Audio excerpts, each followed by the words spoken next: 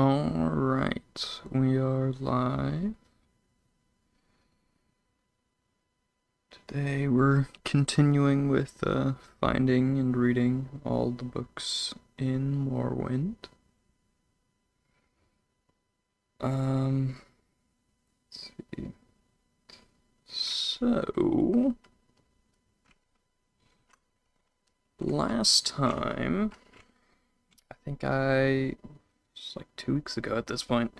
Last time I believe I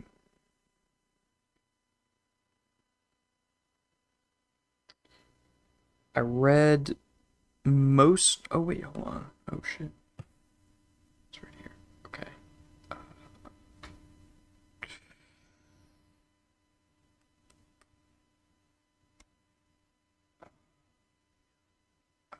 don't know if I have a pen. Shit, because I have a notebook.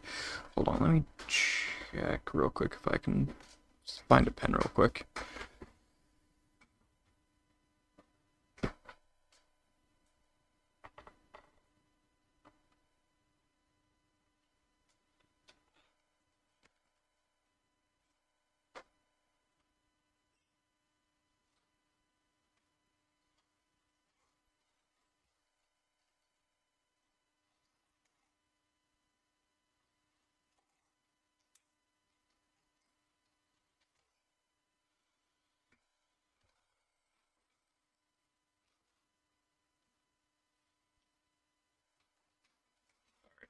We're good. Got a pen. Okay. So let's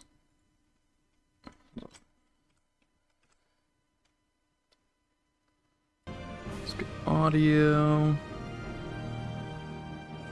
and video.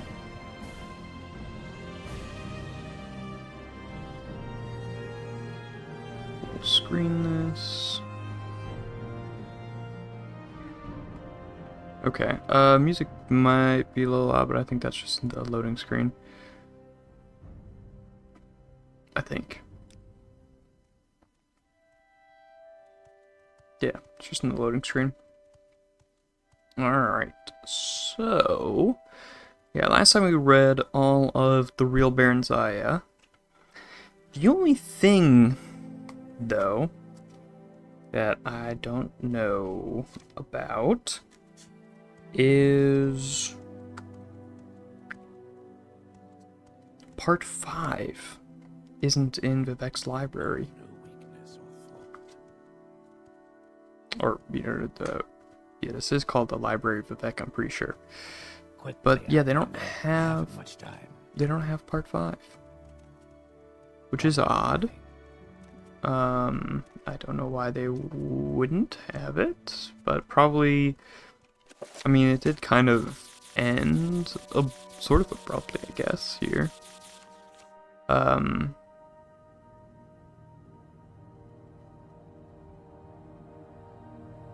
Something with the horn and stuff.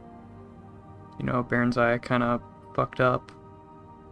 And then it just kind of ends and doesn't really go into the consequences or anything like that. So maybe that's what book 5's about, and there's something in there that Vivek doesn't want you to know about for some reason. But I don't know. So hopefully, maybe I should look this up.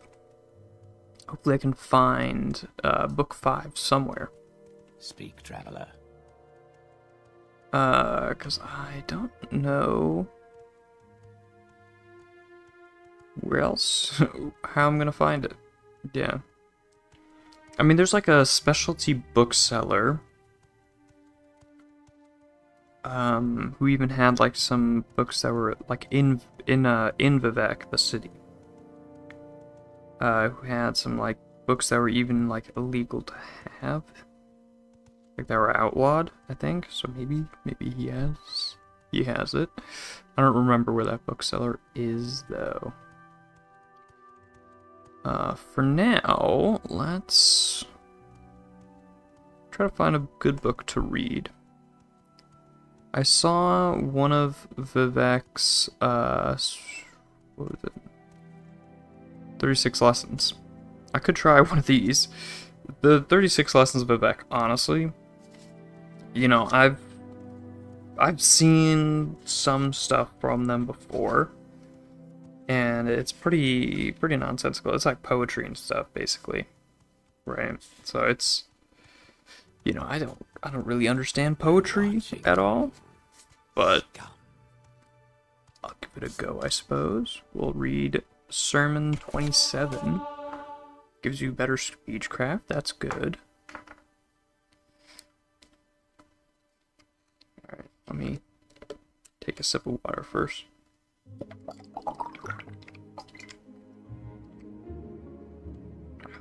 Alright. So, here we go. The 36 Lessons of Vivek. Sermon 27. The scripture of the word first. All language is based on meat. Do not let sophists fool you. Second. The third walking path explores hysteria without fear. The efforts of madmen are a society of itself, but only if they are written. The wise may substitute one law for another, even into incoherence, and still say he is working within a method. This is true of speech and extends to all scripture. Third, do not go to the realm of apology for absolution. Beyond articulation there is no fault. The adjacent place where the grabbers live is the illusion of the vocal or the middle realms of thought, by which I mean the constructed. This is how I stole the certainty of the chancellor of exactitude, perfect to look upon from every angle. When you come out of the vocal, you can never be certain. Fourth, the truest body of work is made up of silence, as in the silence that results from no reference. By the word, I mean the dead. Fifth, the first meaning is always hidden. Sixth, the realm of apology is perfection and impossible to attack. Thus the wise avoid it. Trinity in unity is the world and the word of action. The third walking path. Seventh, the sage who suppresses his best aphorism cut off his hands, for he is a thief. Eighth, the clothes of the broken map are worn only by fools and heretics. The map is an exit for laziness. It is the dusty tongue, which is to say, the given chart that most take as a story that is complete. No word is true until it is eaten. Man, Vivek, I have no clue what the fuck he's saying. Everything about Vivek just like all the like stuff he, I guess, sort of writes. His shit never, it never makes sense. I don't know what they're talking about with him. I know there's like something pretty cool with the 36 lessons of Vivek. There's like secret messages hidden within the lessons. So like I think I don't remember what it is exactly, but I think he like admits to, this might be in a different one, but he admits to some like wrongdoings. I think it is in the 36 lessons. He admits to some wrongdoings in code within the 36 lessons of Vivek. He admits to some wrongdoings using code. Some people have figured that code out. I don't really remember how it goes, but it's interesting. But yeah, his poetry and stuff is you know, a bit hard to understand, bit nonsensical, honestly, to me at least. But yeah, I don't know. It's good, I suppose. All right, let's see. I will listen. I but make it think I've read all of these ones here. I don't know if there's any left for me to read here.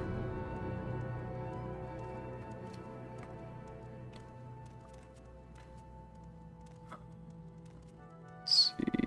Constellations. Rare. I feel like I sort of remember that. I'm not sure though.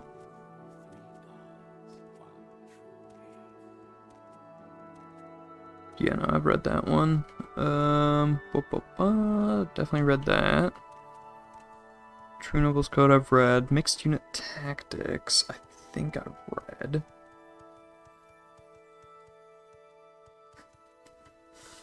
Let's see. So, Mixed Unit Tactics and On Oblivion. Here, let me check if I've read those. Mixed Unit Tactics, I'm pretty sure I've read. It was like about blocking and stuff. On Oblivion, I don't think I've read that one.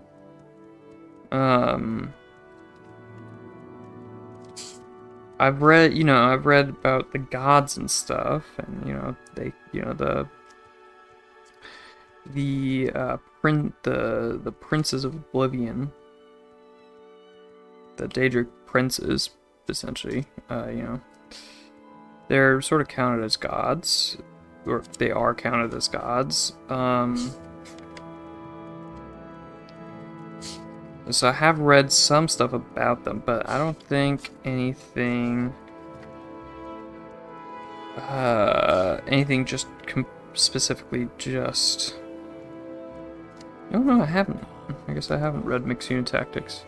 I think On Oblivion's going to be more interesting, though, so I'm going to start with that one. I don't know where in my notebook it is. Oh, wait, no, it's just right there. Right next to Mixed Unit Tactics. Okay, that makes it easy. Alright, and I haven't read that one either. Alright. On Oblivion by Morrowind Zenas. It is improper, however customary, to refer to the denizens of the dimension of Oblivion as demons. This practice predates to the Elysian doctrines of the First Era prophet Maruk, which rather amusingly forbade traffic with daemons, and then neglected to explain what daemons were. It is most probable that daemon is a misspelling or etymological rendition of Daedra, the old elven word for those of strange, powerful creatures of uncertain motivation who hail from the dimension of Oblivion. Daedra is actually the plural form, the singular is Daedroth.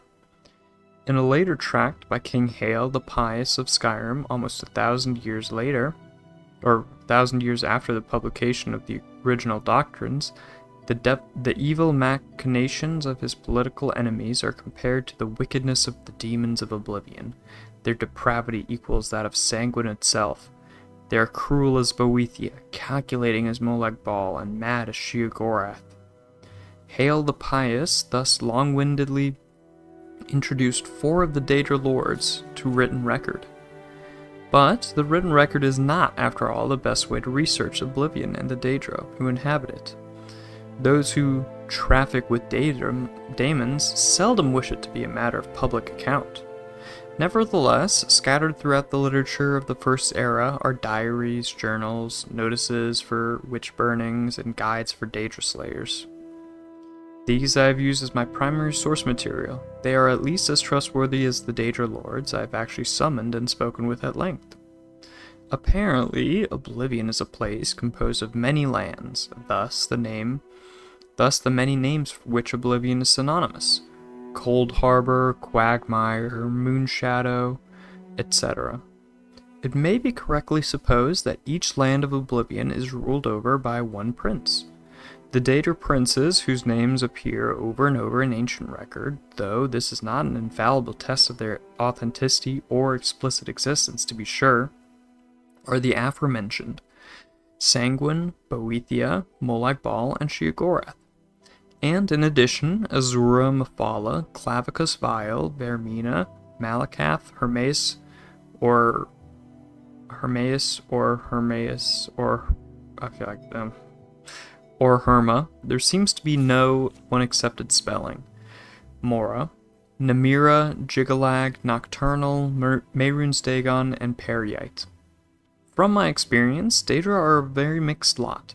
It's almost impossible to categorize them as a whole, except for their immense power and penchant for extremism. Be that as it may, I've here attempted to do so in a few cases, purely for the sake of scholastic expediency. Mehrunes Dagon, Molag Bal, Periite, Boethia, and Vermina are among the most consistently demonic of the Daedra, in the sense that their spheres seem to be destructive in nature. The other Daedra, of course, can of course be equally dangerous, but seldom purely for the sake of destruction, as these 5. Nor are these previous 5 identical in their destructiveness. Mehrunes Dagon seems to prefer natural disasters, earthquakes, and volcanoes for venting his anger. Molag Bal elects the employment of other Daedra, and Boethia inspires the arms of mortal warriors. Periite's sphere seems to be pestilence, and Vermina's torture. In preparation for the next installment in this series, I'll be investigating 2 matters that have intrigued me since I began my career as a Daedra researcher. The first is on one particular Daedroth, perhaps yet another Daedra prince referred to in multiple articles of Incunabula as Hircine. Hircine has been called the huntsman of the princes and the father of man-beasts, but I have yet to find anyone who can summon him. The other, and perhaps more doubtful goal I have, is to find a practical means for mortal men to pass through to oblivion. It has always been my philosophy that we need only fear that which we do not understand, and with that thought in mind, I ever pursue my objective. This is honestly one of my favorite types of book in the Elder Scrolls games. I love this book so much. It's so cool. Now, it does not have the most information in it. It's not very long, but it's such a cool,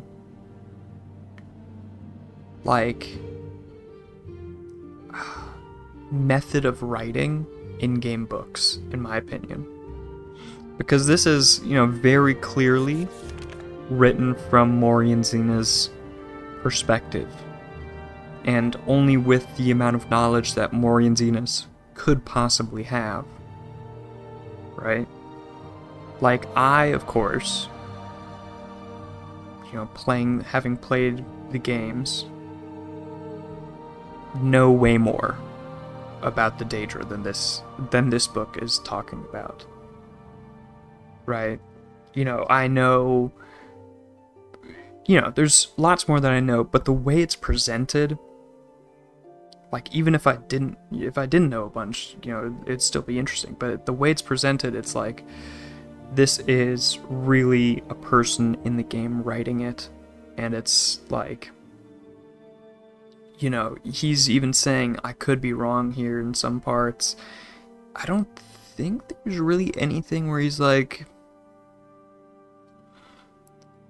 I don't think there's anything where he's actually wrong, but there's the sense that it's not from a third person perspective of the game, of a omniscient narrator, and it's just as you're saying here, Ryu Zun, a lorddom. This feels part of the game, and that is just, I love that. I love the way that, there's some books like this that I just really like how they're written that way. Because it gives you a perspective of what the people of that universe, the general consensus from the people of these topics, not just an outside perspective of them. I don't know. Maybe I feel like I've explained that decently well, but yeah, I love that. On Oblivion, great book. Definitely recommend it. Also, good to see you, Ryu Zun. Ryu? Yes. How are you doing? Now, mixed unit tactics. Convenient that they're right next to each other on my notepad and in-game.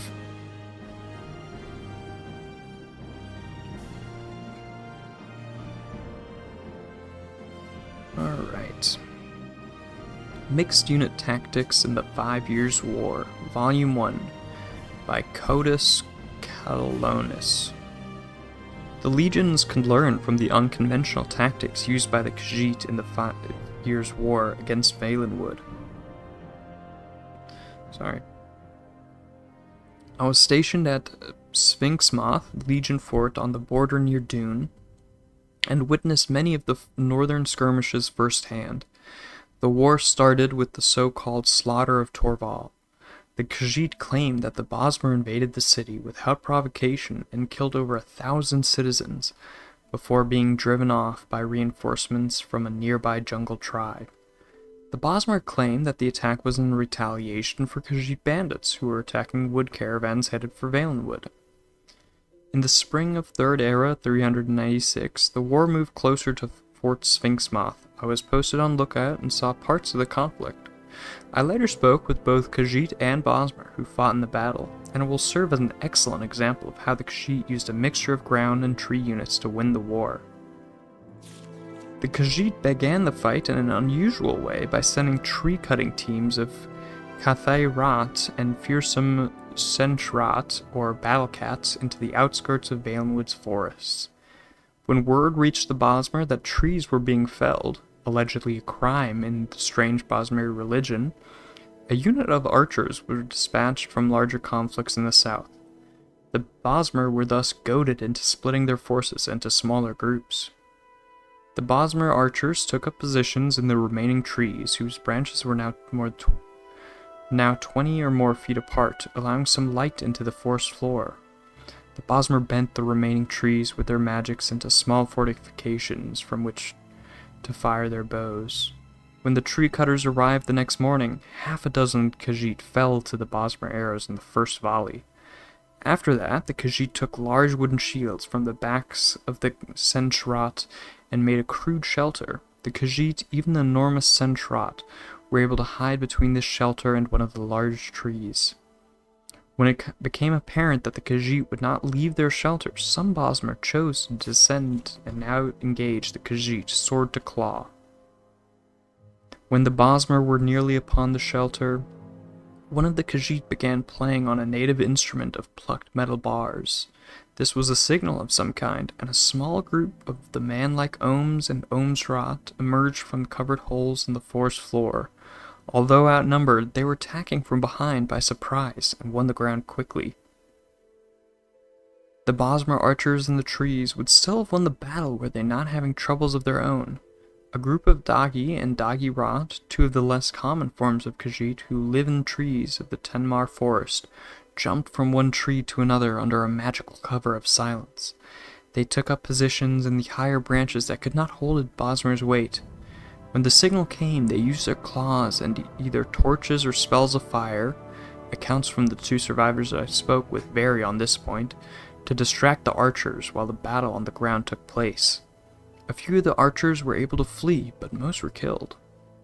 Apparently the Dagi and Dagi Rat have more magical ability than is widely believed, if they were able to keep themselves magically silenced for so long. One of the surviving Bosmer told me he saw a few ordinary cats among the Dagi, and even claimed that these ordinary cats are known as Al-Fiq, and that they were the spellcasters. But Bosmer are almost as unreliable as the Khajiit when it comes to the truth. I can't believe that, as a house cat can cast spells. At the end of the day, the Khajiit lost perhaps 6 fighters out a force of no more than 4 dozen, while the Bosmer lost nearly an entire company of archers. The survivors were unable to report back before a second company of archers arrived, and this strategy was repeated again, with similar results. Finally, a much larger force was sent, and the Bosmer won that battle with the help of the native animals of Valenwood. That third skirmish and the Khajiit response I will discuss in the second volume of this series. Okay, this is interesting. Not my favorite book, probably. It has some interesting stuff in it, but this felt pretty dryly written.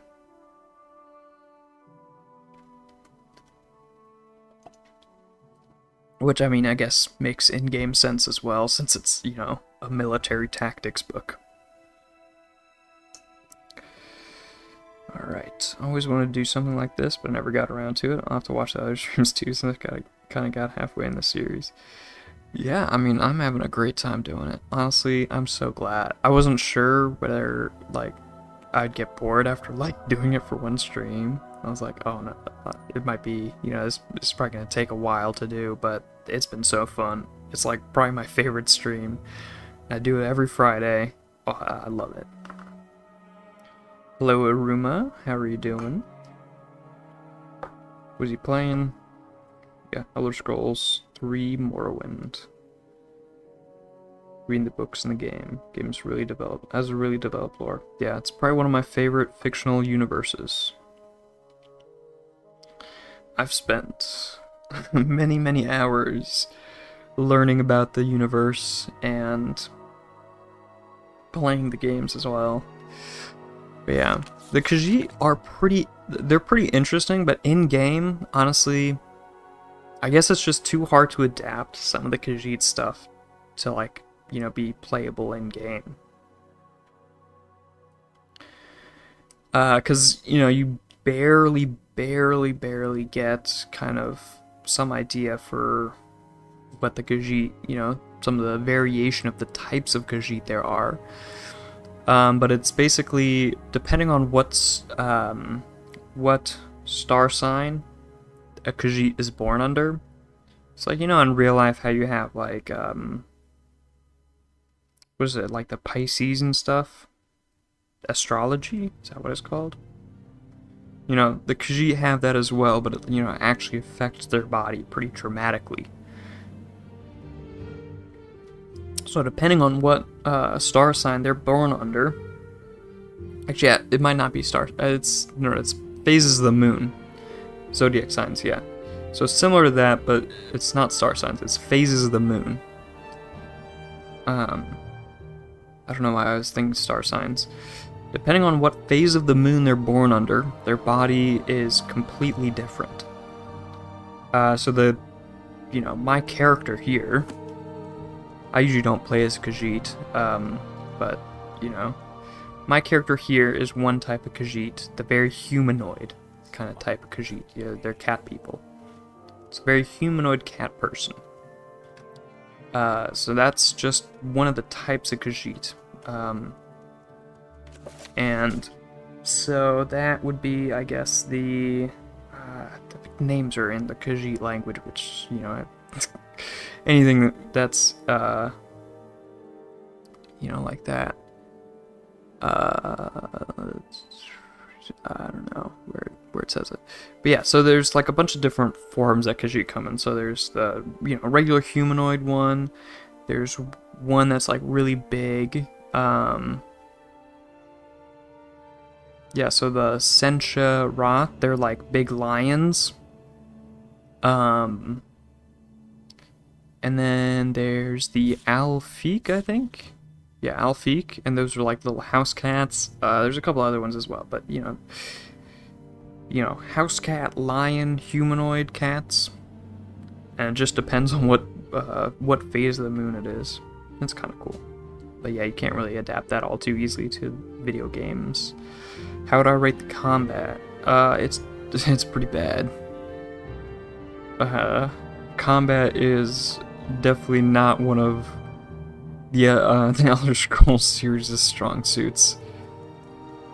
Especially like Morrowind. Like Skyrim, it's okay. The combat, it's okay. It's not great. But like Morrowind is very old. And the combat in Morrowind pretty much works exactly like D&D. If you've ever played D&D, the combat system in Morrowind works exactly the same as D&D. D&D, like the tabletop RPG. So basically, You know, it does, whenever you attack, it does, you know, it does, the back end of the game does a dice roll, essentially, and decides whether your attack hits or not. And there's not much skill to the combat, I guess. There is some, but you know, you can kind of cheese it, and you know, there's some skill as well that can go into it. But generally, it's like, you know, it's measuring. Okay, you have this amount of strength, so your attack's gonna do that much damage if you do a thrust attack with a spear, and you have this amount of fatigue. You know, you have to keep track of the fatigue. Yeah, it's a weird combat system because it's, you know, it's not a modern combat system at all. And if you're used to something like Dark Souls or something like that, and you're expecting a combat system that's robust at all like that, you're going to be very sorely disappointed with the Elder Scrolls games. Combat's cool and all, but really the great thing about the Elder Scrolls games is the lore, the universe, the amount of stuff you can do. You know, all the quests you can go on, all the mods, especially with Skyrim, all the mods you can download. With mods, you can also kind of fix the combat system in Skyrim, if you want, and make it, you know, essentially like, you can pretty much make the combat system in Skyrim into a Souls-like game.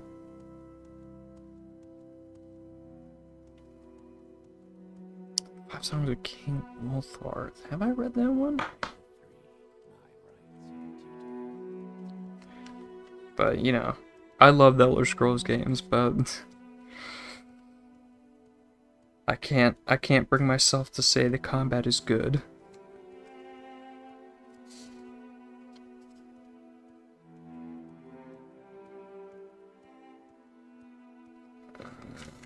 Songs of King Ultharth. I have read that. Let's see, the Changed Ones, Brothers of Darkness, Brief History of the Empire, the Changed Ones, Brothers of Darkness. I don't know if I've read either of those. Honestly, I should have written these down in my notebook just alphabetically and not by category. Why did I do that? I thought it would be easier this way. Let's try just starting on the Changed Ones.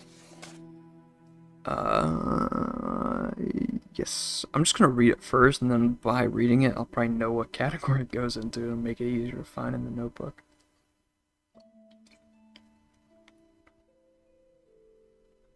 Alright, Changed Ones. Of all the Atata who wandered Nirn, Trinimac was the strongest. He, for a very long time, fooled the Eldmeri into thinking that tears were the best response to the sundering. They cried and shamed our ancestors, especially the feminine Altmer. They even took the missing god's name in vain, calling his narratives into question. So one day, Boethia, prince of plots, precocious youth, tricked Trinimac to go into his mouth. Boethia talked like Trinimac for a while, then gathered enough people to listen to him. Boethia showed them the lies of the Atata, the Aedra, and told them that Trinimac was the biggest liar of all, saying all this with Trinimac's voice. Boethia told the mass before him the triangled truth. He showed them with Mephala the rules of the Psijic Endeavor. He taught them how to build houses and what items they needed to buy in the corners. He demonstrated the right way to wear their skin. He performed the way to walk to achieve an exodus. Then Boethia relieved himself of Trinimac right there on the ground before them to prove all the things he said were the truth. It was easy then for his new people to become the changed ones. Oh, hell yeah, the orc lore.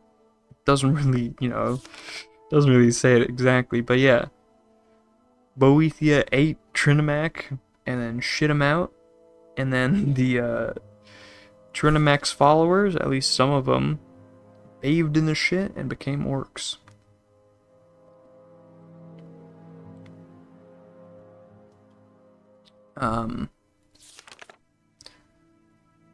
But they say it a lot nicer.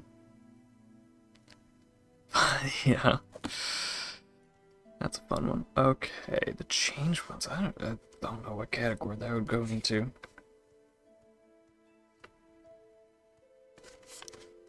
Honestly, like, I guess history? Or mythology, I guess religion. Maybe more. Esoteric text, that might be it. Or not. Okay. Gotta try to find it now.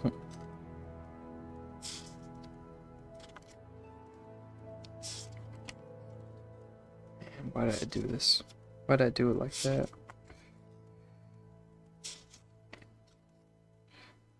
History and lore section. Nope. I should get like sticky notes or something to, put them on the page so I can easily flip from category to category.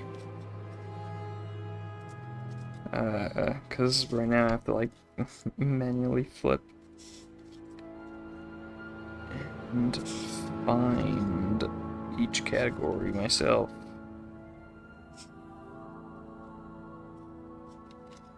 What was that? Is that it?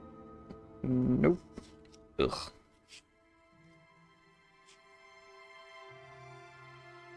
There it is. Religion. Of course it is.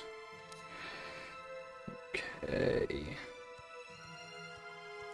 Next book. Let's see if I've read The Brothers of Darkness. I don't... Ooh, maybe. I'm not sure.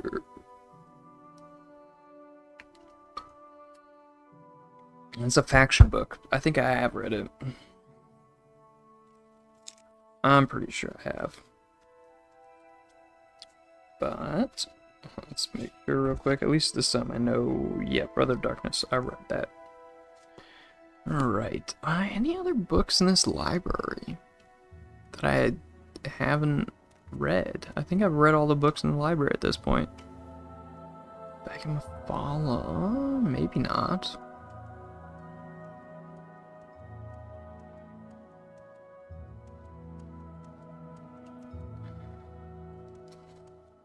Not sure if I've read this one.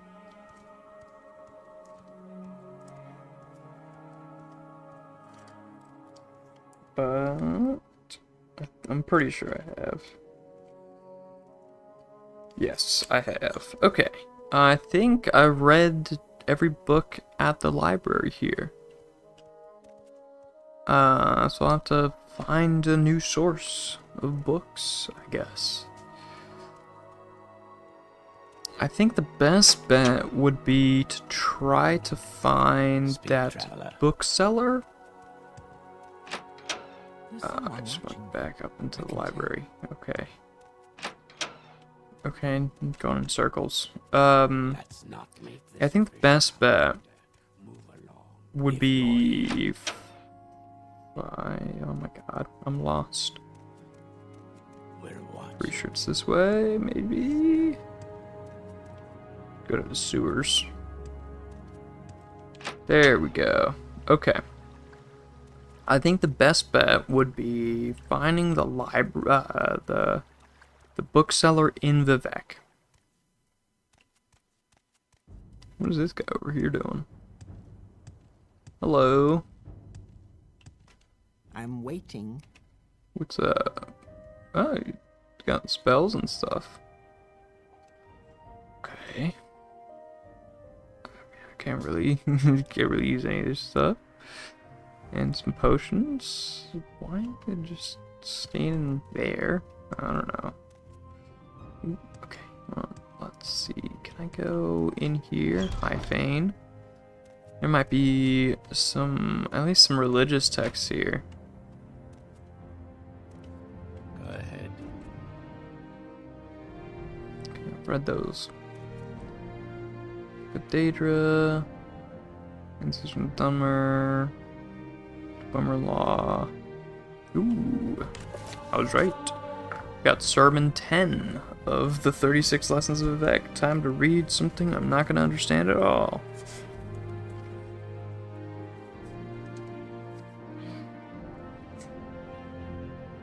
The, like, kind of secret code that's hidden inside of the 36 lessons is kind of cool, and maybe if you spend a bunch of time analyzing it, you could find some more cool stuff within the 36 lessons, but honestly,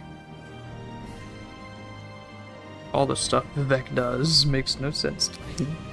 Or, you know, all the stuff that's, like, written by Vivek. It's like, what's going on? Alright. The 36 Lessons of Vivek, Sermon 10. You have discovered the 10th sermon of Vivek, which was hidden in the words that came in the aftermath of the Hortator. The evoker shall raise his left hand empty and open to indicate he needs no weapons of his own. The coming forth is always hidden, so the evoker is always invisible, or better, in the skin of his enemies. The eyelid of the kingdom shall fill 36 folios, but the eye shall read the world. By this the Hortator needs me to understand. The sword is an impatient signature. Write no contracts on the dead. Vivek says unto the Hortator, remember the words of Boethia. Boethia? We pledge ourselves to you, the frame maker, the scarab, a world for us to love you in, a cloak of dirt to cherish, betrayed by your ancestors when you were not even looking.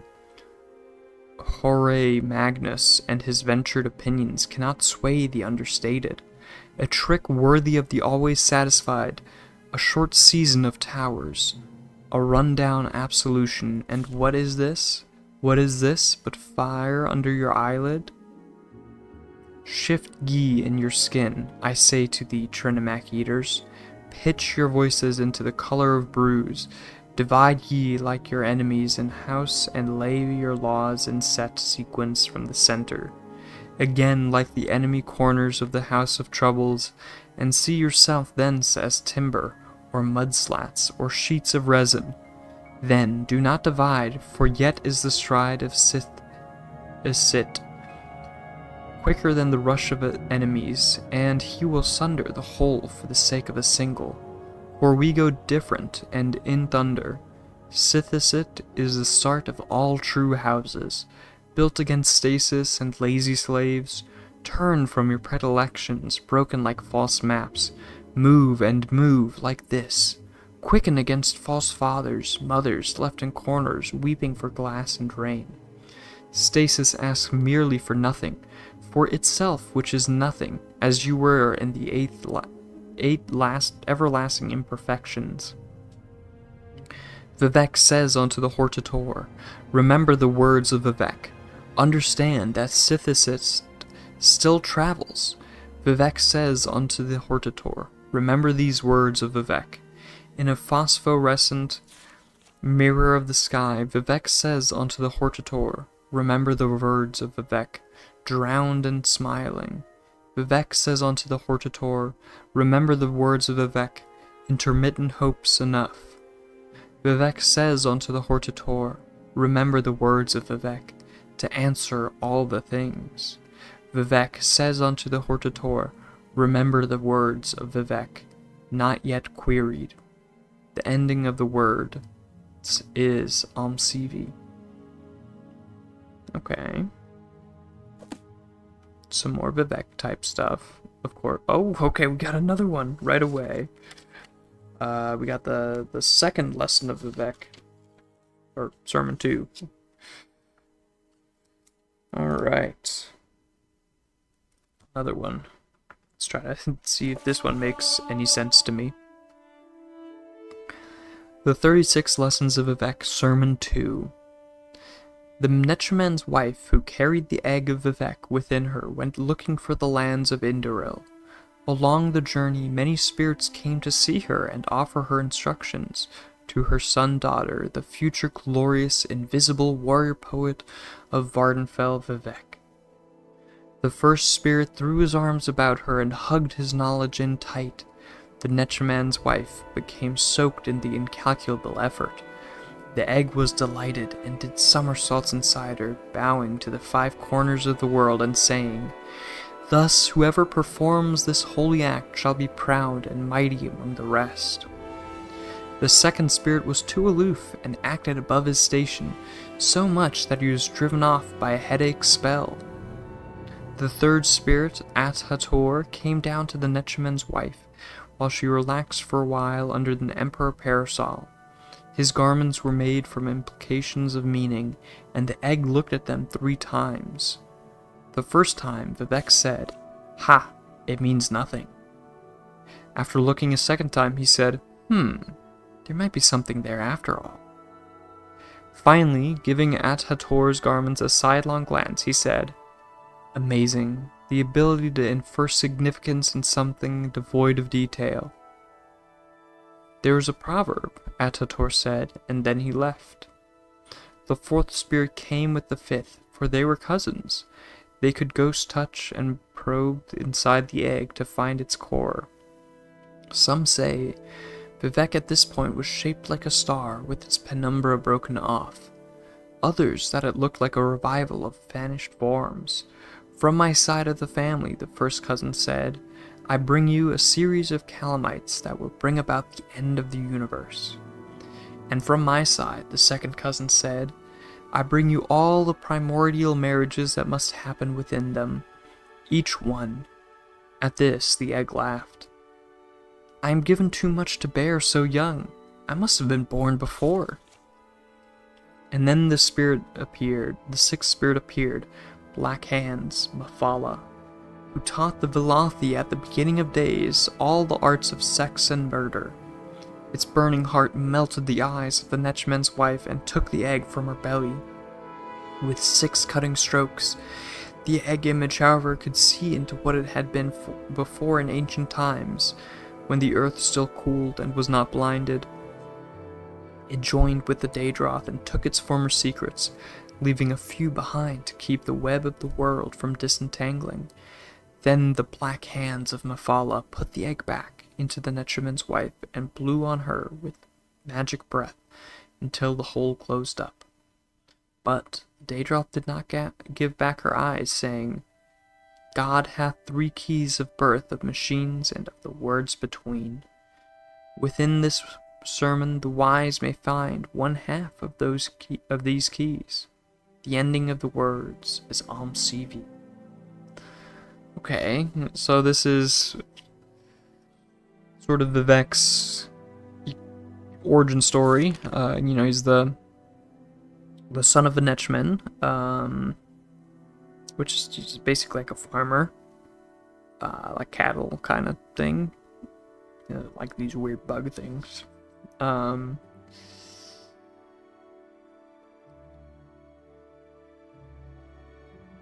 But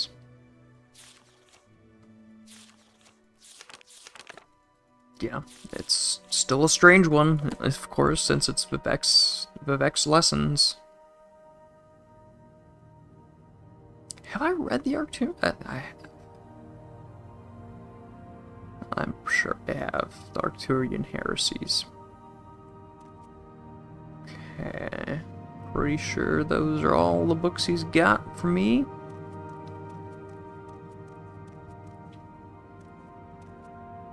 Check if they have anything else. Doesn't really appear to be. Doesn't look like they have a lot of books here. I will listen, Outlander. Brief History, Fellowship of the Temple, Only the Blessed Amalexia, Book of the Daedra. Actually, hold on. Have I read this one? Probably nothing. I'm pretty sure I have. Yes.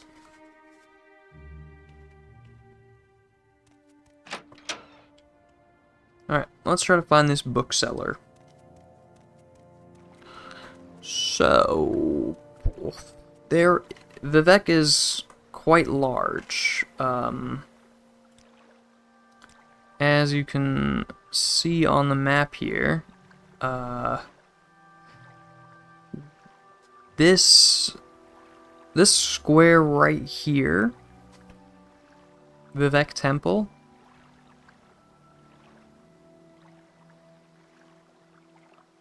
Wait, what?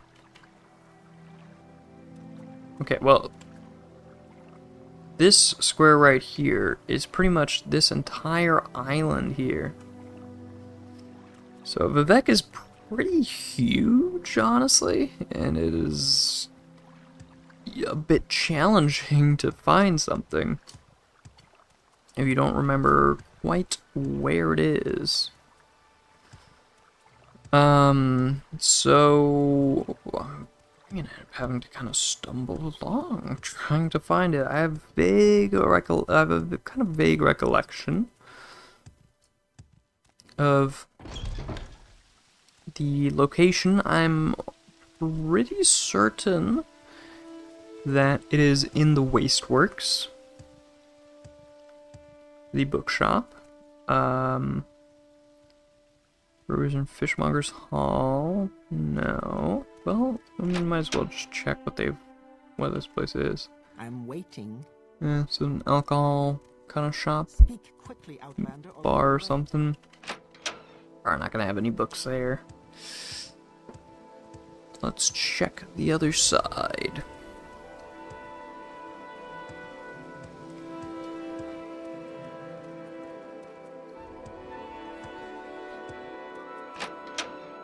Oh, nothing.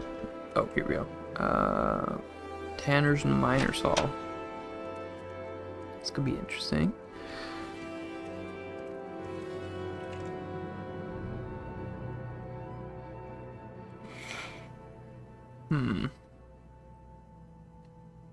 So I could just generally talk with him, but I mean, maybe if I ask him for services, let's say where you can find some books.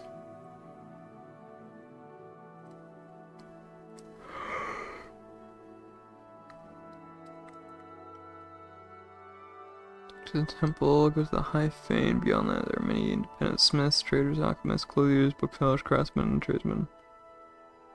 All sorts in all the cantons. You just have to look around. Okay.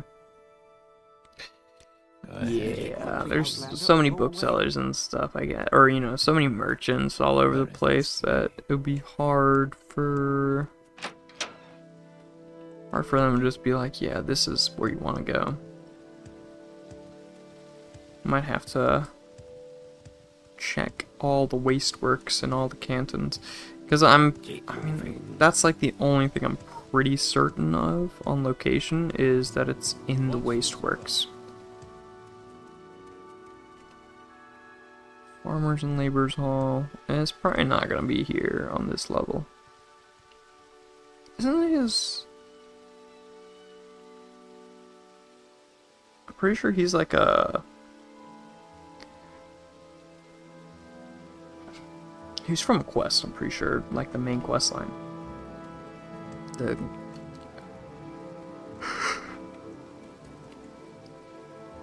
He's like an Imperial, if I remember correctly, and you have to, and the female, because I think she's on like, the sewer, and she has like some secret information, she's kind of on the run.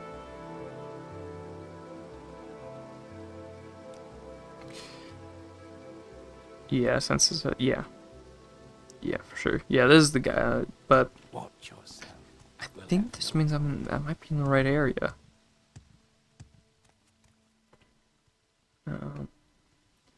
Dang it. Okay, not in this one. Because the bookshop's also part of the quest line. So I guess we'll try Saint Delin next.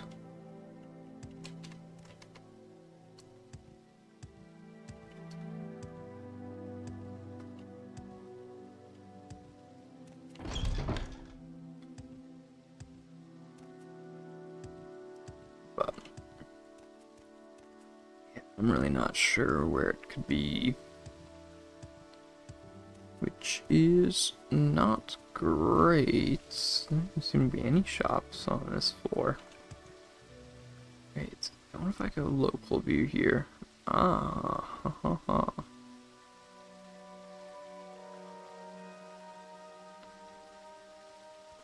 Alright. What do you want? I haven't gone to either side of this, so didn't have a display for if there was something.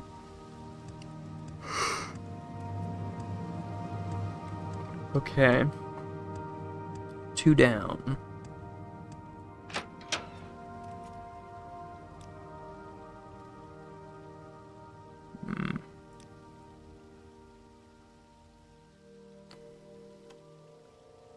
I feel like it's probably in the foreign quarter, if anything, at this point.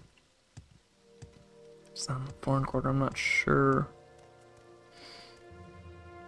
I'm not sure where I would look, but yeah. Let's try the foreign quarters next. Cause I mean, we'll just try Hlalu and stuff. Wow, they even have a wasteworks. Oh, yep, they do. Okay. I don't know why I thought they didn't. No shop on, it looks like either side.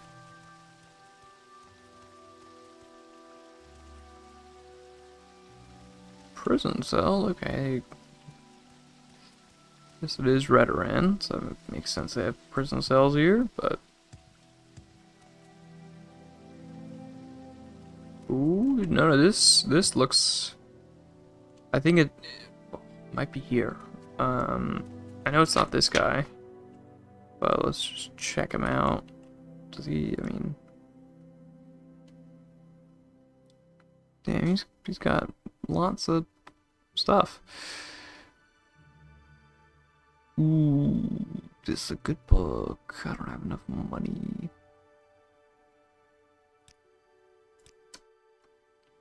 Ugh, don't have enough money for him.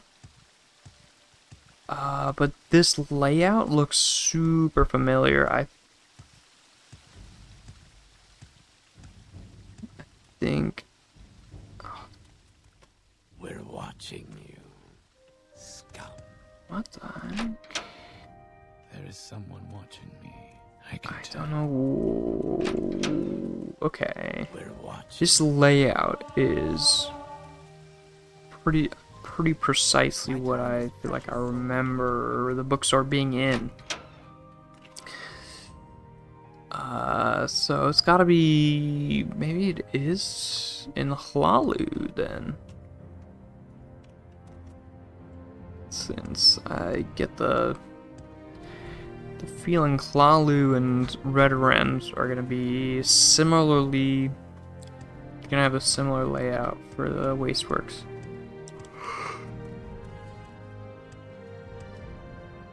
Might also just be in the foreign quarters like I originally thought. But we'll see. Alright.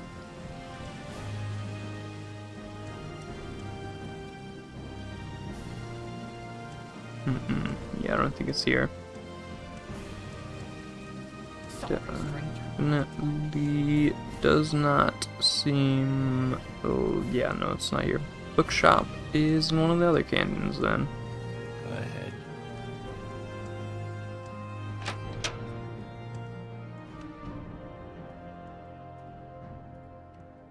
Alright, so... Keep moving. Foreign quarters aren't hooked up with the bridge, so I guess... Or I might just not be able to see them from here. Because of all the fog. I Could turn the fog off, but you know, it's atmospheric. Alright, we already checked this one. So I guess we can just try arena. I mean, Zalman's definitely not going to be in the arena.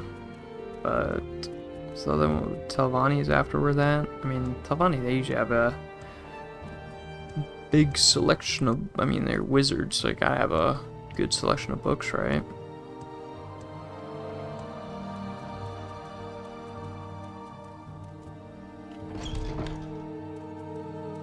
Yeah, this layout doesn't look too familiar to me.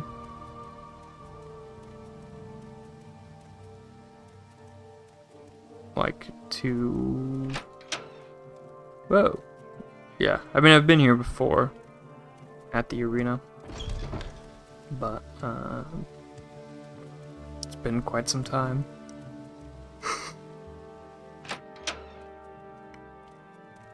That's not what I meant to do. Much time. You got a book. The Dance and Fire chapter. Okay, I don't think I've read. Yeah, I haven't read that one. Alright, nice. What a scholarly fighter reading a book. Looks like a history book as well. Dang. Okay. A Dance and Fire, Chapter 1 by Wogan Jarth. Love him. Love Big Jarth head.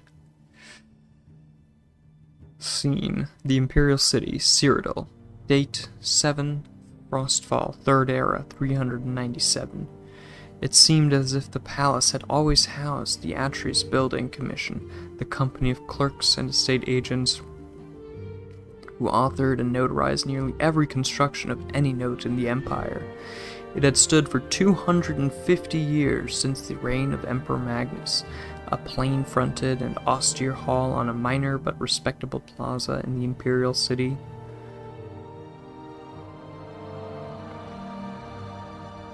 Sorry. Energetic and ambitious middle-class lads and ladies worked there, as well as complacent middle-aged ones like Decimus Scotti. No one could imagine a world without the Commission, least of all Scotti. To be accurate, he could not imagine a world without himself in the Commission. Lord Atreus is perfectly aware of your contributions, and the managing clerk, closing the shutter that demarcated Scotty's office behind him, but, you know, things have been difficult. Yes, said Scotty stiffly. Lord Vanek's men have been giving us a lot of competition lately, and we must be more efficient if we are to survive. Unfortunately, that means releasing some of our historically best, but presently underachieving senior clerks. I understand. Can't be helped.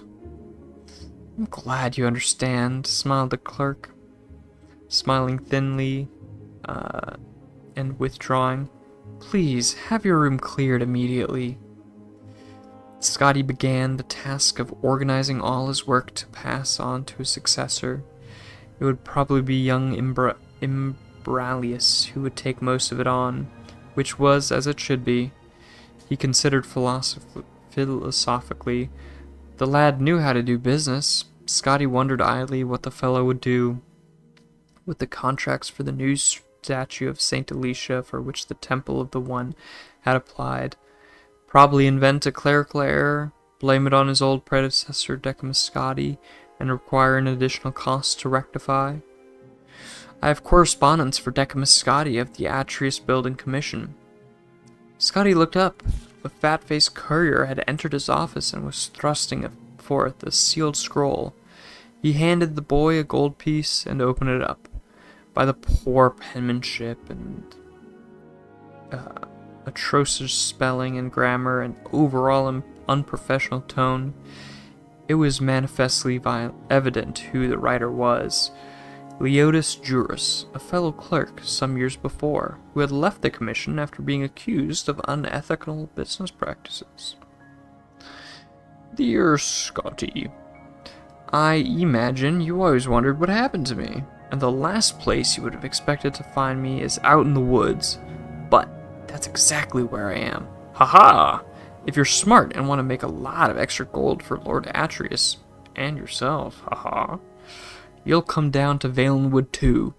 If you haven't, or have been following the politics here lately, you may or may not know that there's been a war between the Bosmer and the Elsewhere over the past 2 years.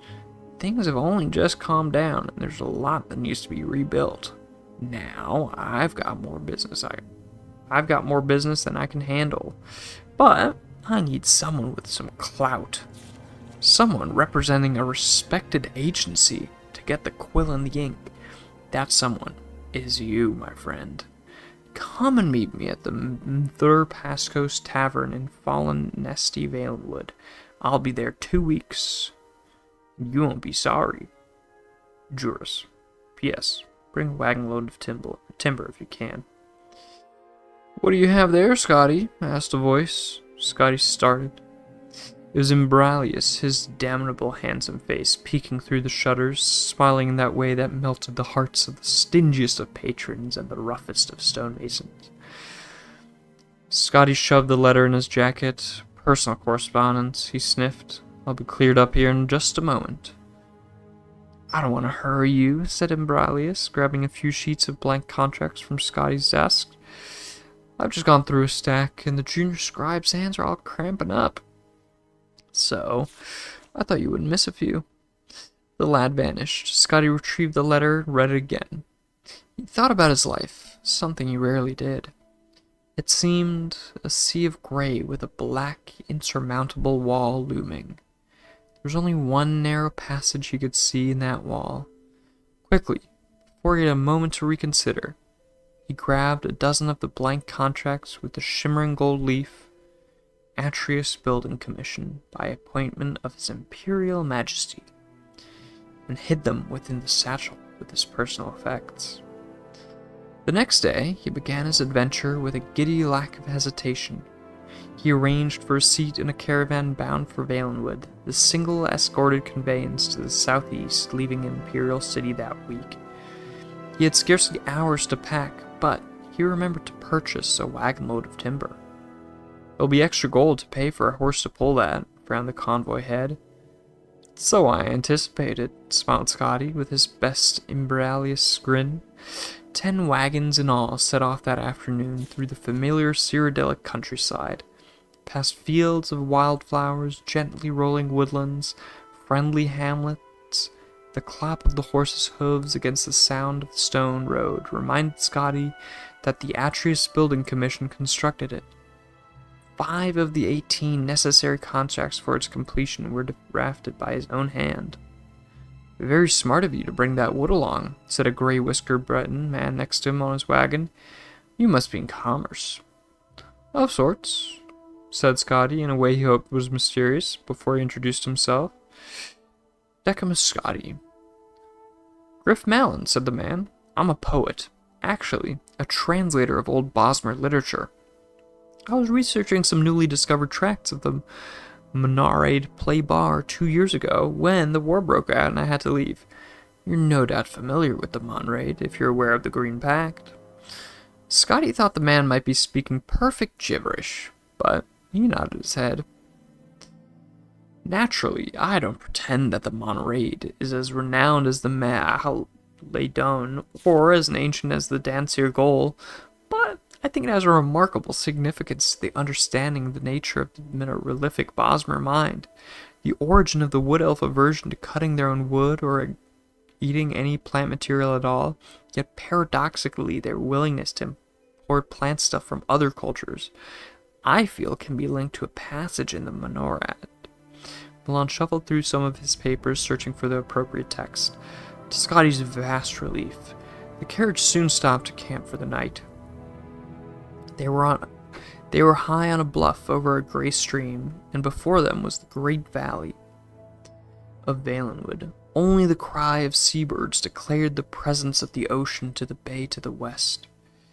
Here the timber was so tall and wide, and twisting around itself like an impossible knot begun eons ago to be impenetrable.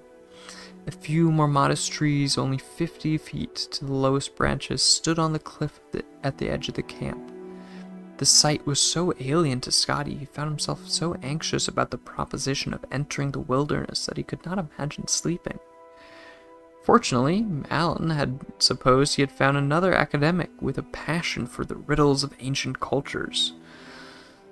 Long into the night, he recited Bosmer verse in the original and his own translation, sobbing and bellowing and whispering wherever appropriate.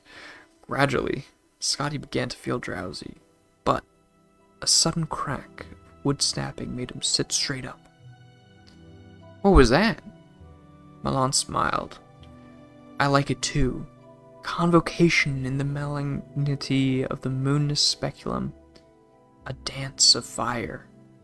There's some enormous birds up in the trees moving around, whispered Scotty, pointing in the direction of the dark shapes above. I wouldn't worry about that, said Malin, irritated with his audience. Now listen to how the poet characterizes Hermamora's invocation in the 18th stanza of the 4th book.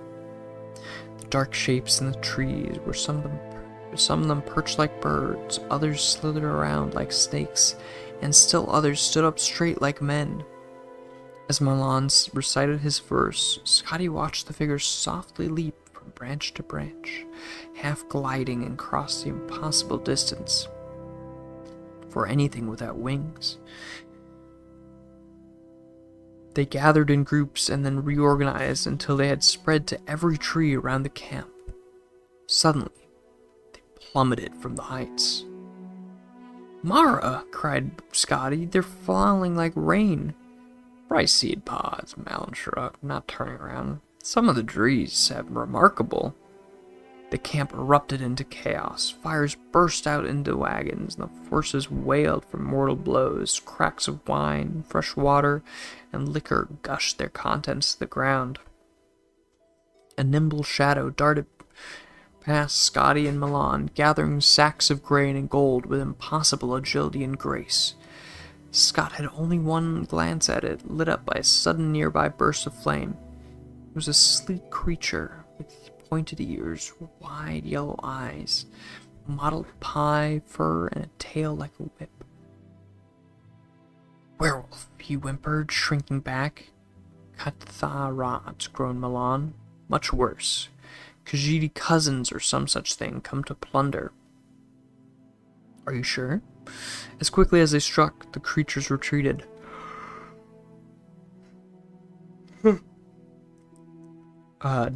Driving off the bluff before the battle mage and knight, the caravan's escorts had fully opened their eyes. Malin and Scotty ran to the precipice and saw 100 feet below a tiny figure dash out of the water, shake themselves, and disappear into the wood. Werewolves aren't acrobats like that, said Malin. They were definitely Cathare, bastard thieves.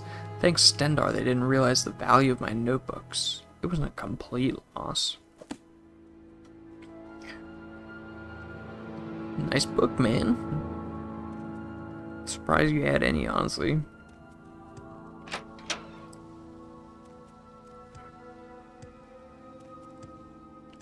Ugh. Oh wait, no, I didn't mark that on my list, did I? What do you want? Go dance in fire. Ugh. Alright.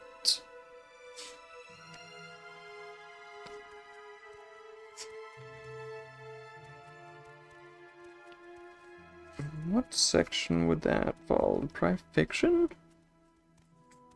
I thought that's probably fiction. Yes, it is.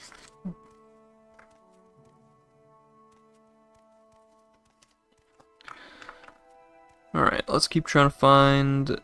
Well, actually, does he have more stuff back here? Ooh. Oh, I've already read that. That seems... Mixed Unit Tactics seems a lot more like the type of book that guy would read. You know, being a arena fighter and all. If you want something...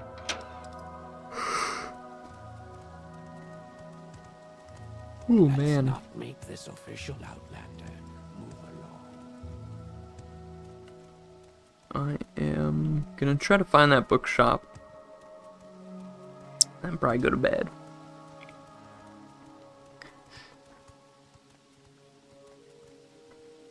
I'm a busy guy, so if you could hurry this up. Wait if I can find the way out. I think I saw it earlier, but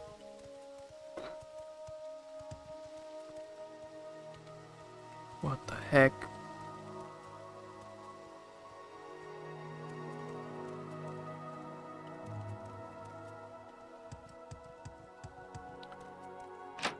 Yes, we made it. Alright, I need to go to Talvani. There. Keep moving. If it's not there, we're gonna have to check the foreign quarters, and if it's not in the foreign quarters, then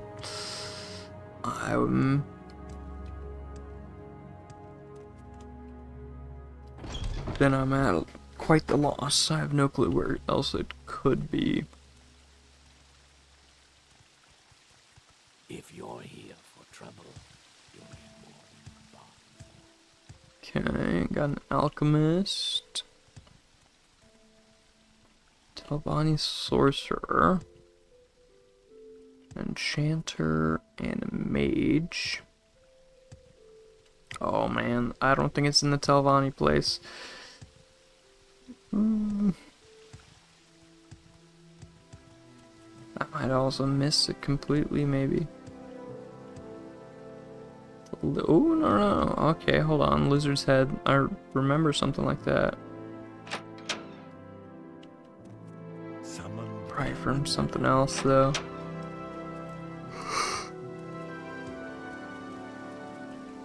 There's only the Wasteworks left at this point. I mean, the foreign quarters left at this point. I'm gonna check the downstairs section real quick. I don't think it is. My But time is precious, so make it quick. perfect. My favorite series is live again. Hello, Colby. Glad this is your favorite series. It's my favorite to make as well. Speak, traveler. Right, I need to go up.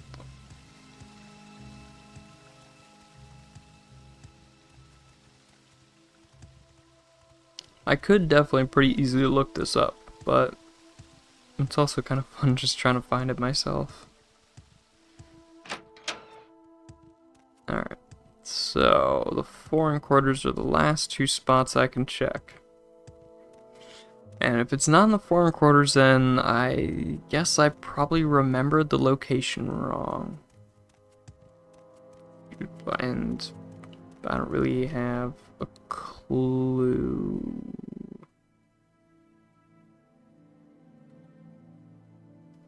How else I could.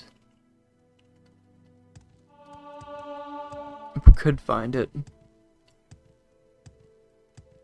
Cause yeah, I know there's a bookshop in one of the cantons. I was pretty certain that they were in the Wasteworks. Oh man. Pretty certain they were in the Wasteworks. That was the Arena Wasteworks. I need to go foreign quarter. Pretty sure that was in the Wasteworks.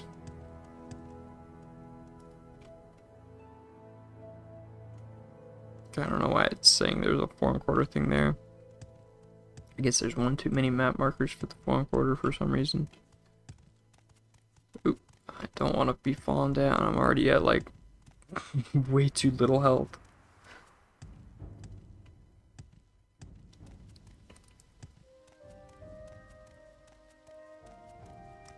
Alright. Yeah, there's not a bridge connecting the two, so I'm gonna have to go down.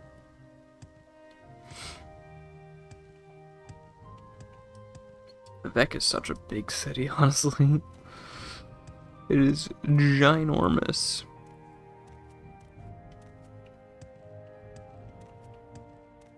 Oh, okay, the stairs are just on the side.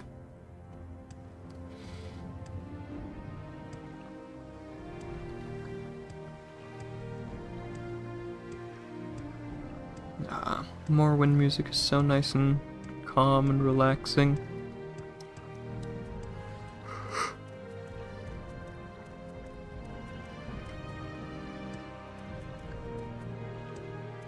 Alright. Let's try to find the way up. Here we go. Should be Wasteworks at the top of this staircase.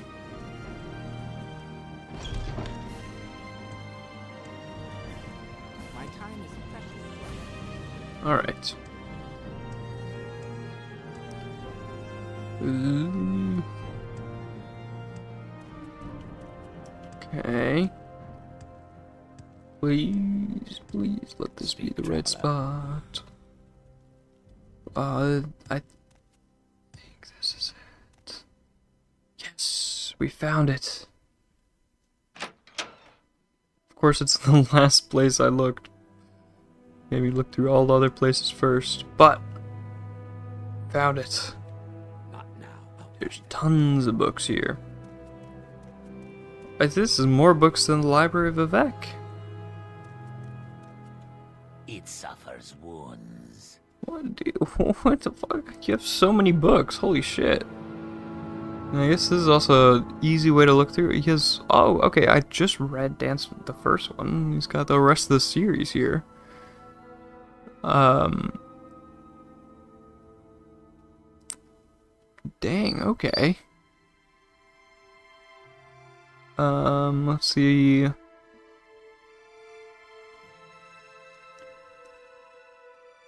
Okay, Karam's Heart of Anaquina I haven't read. Boethiah's Glory I don't think I've read. Legion of the Dead I'm not sure.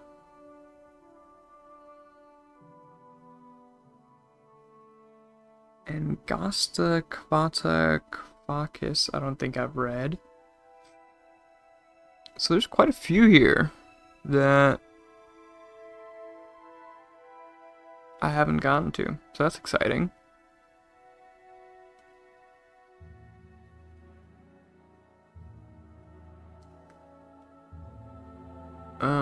I might have not read Spirit of Nur and God of Mortals. I don't think I've read that one yet.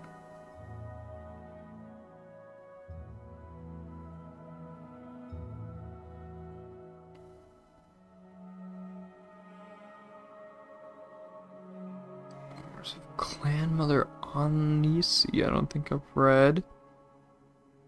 Vampires of Vardenfell Volume 2. Nice. I think I read the first one, if I'm not mistaken. Real Baron's Eye Volume 5.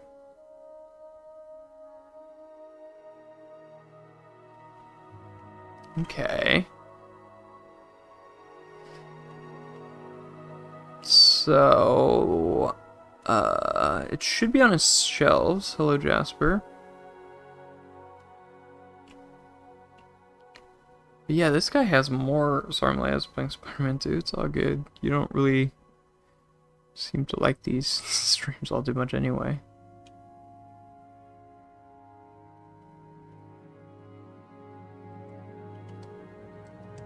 Damn, yes, book. This just random little bookseller has a better selection than the Library of Vivek, I feel like.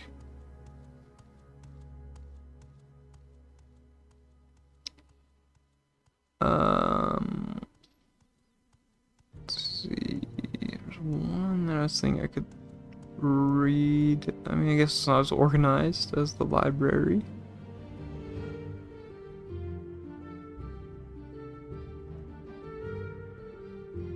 But, I mean, at least this guy has all of the library of, has all of Real Baron's Eye. If you're here for trouble, you'll get more. If the guard is down there, I could probably steal all these books.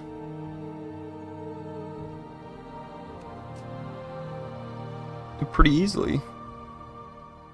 actually. I could I could just steal like this entire bookshelf. I want to say Spider-Man 2 is a good game, but you don't like the combat. 70% of the story's combat, and the boss fights are insufferable. Oof. That's tough. What the heck? Why am I just walking? Ah, what did I... What button did I... Okay. Okay. Honestly, I think I'm just gonna read one more book and then call it a night. And then next time there'll be next week I guess it's gonna be tons of stuff here because this bookseller has such a nice selection. So how about Story doesn't have anything on the first games, plus it makes one of my favorite characters out to be a supervillain. Who's your favorite character that turns into a supervillain?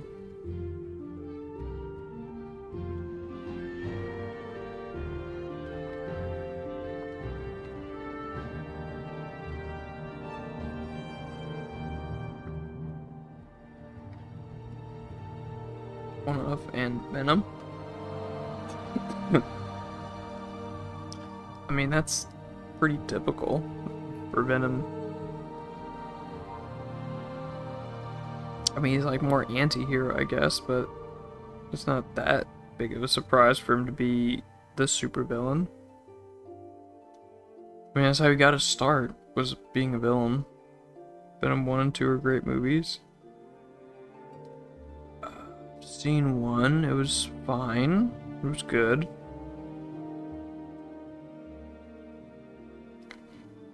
I mean, I enjoy most movies I watch, so I probably would enjoy 2 as well. But yeah, I mean, originally Venom was a villain and a super villain. Him being an anti-hero is more of a like recent thing. I'm pretty sure. Originally he was, he was just a villain.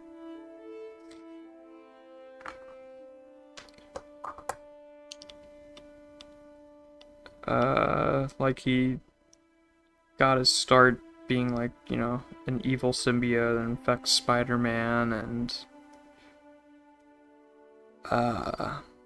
then becomes, kind of makes him more violent, and then true, but in this game he's a piece of shit and takes over the whole world. I mean,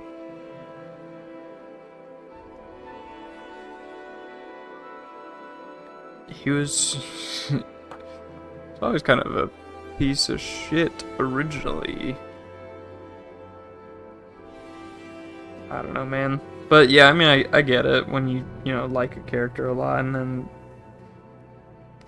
they get turned into, some piece of media that just kind of does something you didn't like with them. It's pretty frustrating.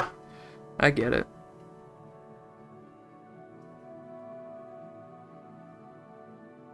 He's a pretty cool guy in the movies. Yeah, I mean, the movies are very not... they don't really follow the source material all that much at all in the movies. So,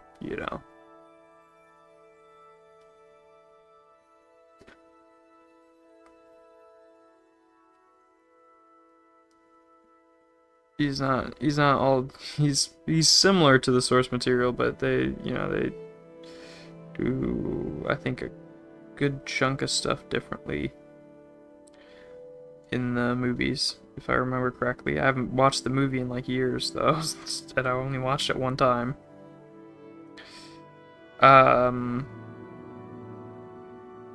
He ARKs the hell out in the movies. Arcs the hell out.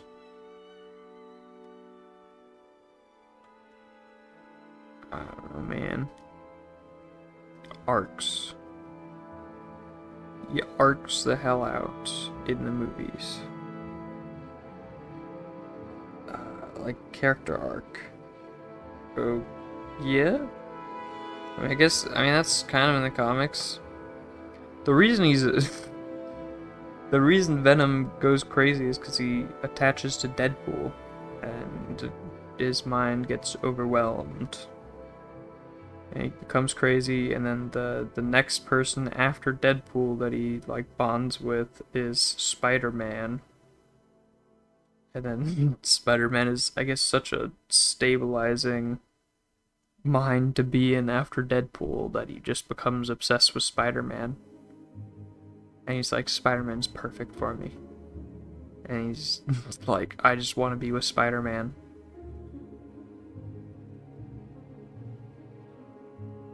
Whereas in the Venom movies, Spider-Man isn't even a thing. But like, Spider-Man is, like, for the character Venom, Spider-Man is like the central thing in all of his run. He's always been completely obsessed with Spider-Man, and only after like a really long time does he sort of get over Spider-Man. My boy Miles in the game, but you don't get to choose who you play. So I'm so is Peter most of the time. Yeah, I don't know, man. I'm gonna read this book, and then I'm gonna go to bed, because I'm pretty tired. Alright. Legions of the Dead. Undead commonly occur in 3 basic types: spirit, flesh, and fleshless. Spirit revenants, like the ancestor ghosts, wraith, and dwarven ghosts, can only be harmed by weapons that are enchanted or made of refined substances such as silver. Ancestor ghosts, the most common spirit revenant, are harmless, apart from the minor curses they lay upon their victims.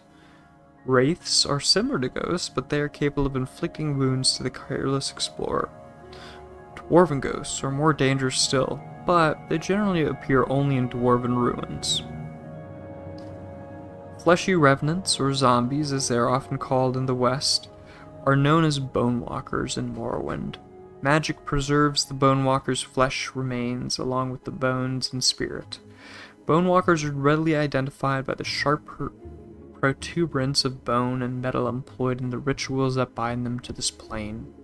All bone walkers are malevolent and dangerous, but the greater bone walkers are far worse than the common lesser bone walkers.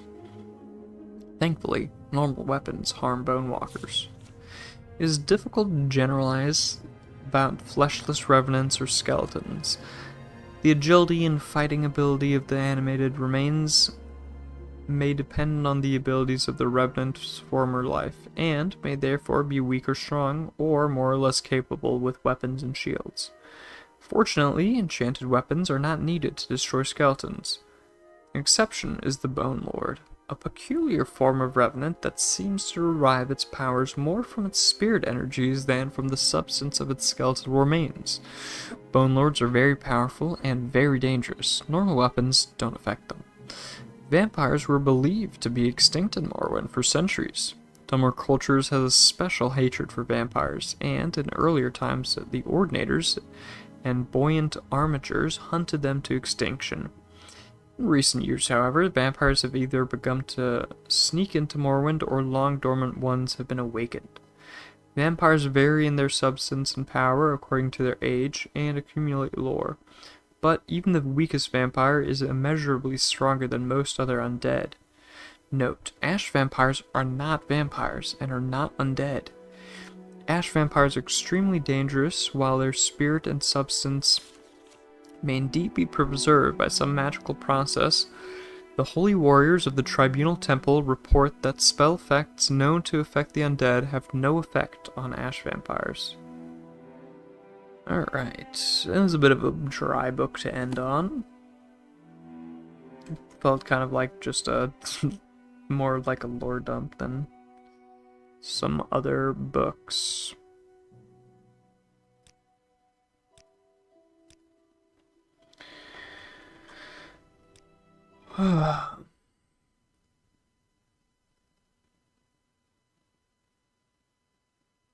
watched Spider-Man Into the Spider-Verse and the sequel. I didn't know it had a sequel. Oh, the cartoon one. Um, yeah, maybe at some point. There's there's so much shit to watch. If I get the DVD for it, I'll watch it, but I'm not gonna pirate it for no reason. When I have so many DVDs I need to watch. The first one was pretty good, I will say. It was very good, very good movie.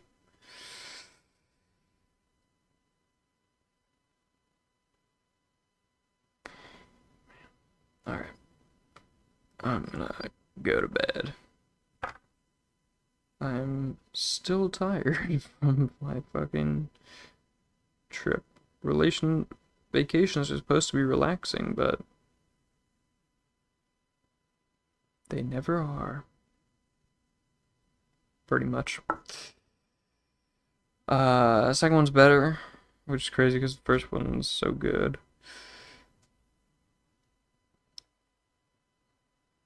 Yeah, uh, that would be pretty crazy. The second one's even better. I guess. I don't know. I mean, to me, most movies pretty much are the same enjoyment level wise. I just like everything movie wise. And sometimes I don't really like them all too much, but yeah, generally I like every movie about the same. Anyway, I'm going to bed. Have a nice night, nice day, whatever time zone you're in. And yeah, peace.